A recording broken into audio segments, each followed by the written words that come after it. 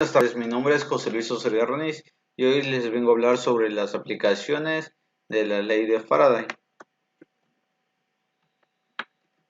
Bueno, ¿cuál es la ley de Faraday y sus aplicaciones? Bueno, la ley de inducción electromagnética de Faraday, o más conocida simplemente como la ley de Faraday, fue formulada por el científico británico Michael Faraday en 1831. Esta ley cuantifica una relación entre un campo magnético cambiante en el tiempo y el campo eléctrico creado por estos cambios. ¿Qué aplicaciones prácticas tiene la ley de Faraday o la inducción electromagnética? Bueno, en este caso nos ocupa que provocamos variaciones en el flujo magnético que provoca una fuerza electromotriz. Aún así, mantenemos una diferencia de potencial entre dos puntos de un circuito abierto. Con esto podemos provocar una corriente eléctrica. Las otras que las aplicaciones de la ley de Faraday que son infinitos. Prácticamente toda la tecnología eléctrica se basa en ella, ya como son los generadores, transformadores y motores eléctricos, se basan en ella. Aquí indicamos algunas aplicaciones más directas en las que utilizamos en la vida cotidiana, que es el generador. Un generador de corriente consiste en una espiral que penetra en un campo magnético. En este generador carece de una utilidad práctica. Mucho más importante es el alternador, presente en la mayoría de las centrales eléctricas. En un alternador, una turbina movida por agua o vapor, por ejemplo, hace girar un imán, que es el rotor, estando rodeado por una serie de bobinas como es el estator, en las que induce una corriente eléctrica.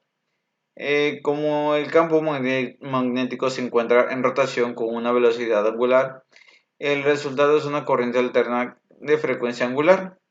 Cuando se usa 3 o 6 bobinas, el resultado son tres corrientes alternas desafadas un tercio del periodo, en que se le conoce como corriente alterna trifásica, como podemos ver en la imagen que tenemos ahí, que está el generador y está constituido por un rotor eh, y sus cuatro bobinas y una carga que está induciendo la energía eléctrica y hace que el rotor gire constantemente en un solo eje y a una sola dirección.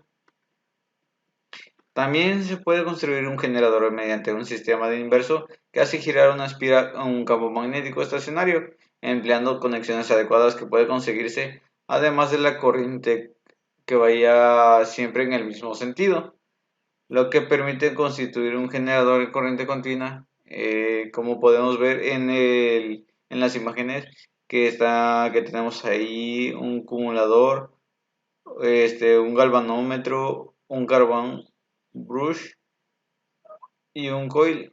Bueno, en eso también se puede hacer, o uno más básico, que agarrando un tubo de cartón y enrollarlo con con cable de cobre y conectándolo al galvanómetro y con un imán, metiéndolo en medio del tubo de carbón. Cuando le conectamos la corriente eléctrica y se enciende el galvanómetro y hace que induzca la corriente eléctrica sobre alrededor del tubo tubo de cartón y hace que el imán se mueva de un lado a otro, y al momento que se mueve de un lado a otro el imán hace que el galvanómetro de la aguja se mueva también. También podemos observar que cuando le cortamos la energía eléctrica, la aguja inmediatamente vuelve a cero y el imán también ya deja de moverse porque hace que se corte una corriente. Se hace el corte de la corriente eléctrica y es cuando ya deja de funcionar. Así que Faraday confirmó que un campo magnético variable es necesario para una inducción electromagnética. Bueno, aquí tenemos relacionado con un generador en este motor eléctrico, eh, en lo cual que se hace es girar un electroimán, que es el rotor, en el interior de un campo magnético creado por otros electroimanes, que es el estator, haciendo que por el otro rotor circula una corriente alterna, se puede conseguir una rotación continua. Bueno, como podemos ver en la imagen, que está en medio, el tubo en medio, que es el rotor. Cuando entra la energía, entra primero sobre los electroimanes, que es el estator, y hace que haga los electroimanes haga un campo magnético y hace que el rotor gire en un sentido a una velocidad constante. Aquí como podemos ver que entra la energía y sale acá, entra positivo y sale negativo, los diferentes tipos de polos. Bueno, acá también el transformador, que al estudiar los efectos de la inducción de una bobina primario sobre la otra secundaria, se obtiene en el caso ideal, que es el voltaje que resulta en el secundario, es proporcional al voltaje primario. De esta manera se puede elevar o reducir el voltaje a voluntad.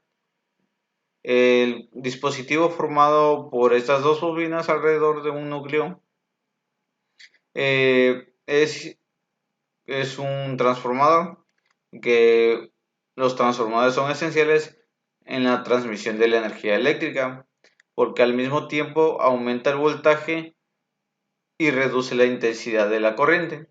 De esta forma se minimiza las pérdidas por el efecto Joule en la distribución de energía eléctrica, como podemos ver aquí en la imagen que hace efecto sobre la bobina primaria, que es la N1, sobre la secundaria, que es la N2, que al conducir la energía eléctrica en el voltaje 1, que es la mayor o menor intensidad de corriente, hace que pase a la energía B2 o N2, y hace que salga como tanto voltaje alto como voltaje bajo, eh, por los tipos de giros del cable de cobre. Y pues esto sería todo de mi parte y muchas gracias. Yo los dejo con mis otros compañeros que van a presentar sus equipos.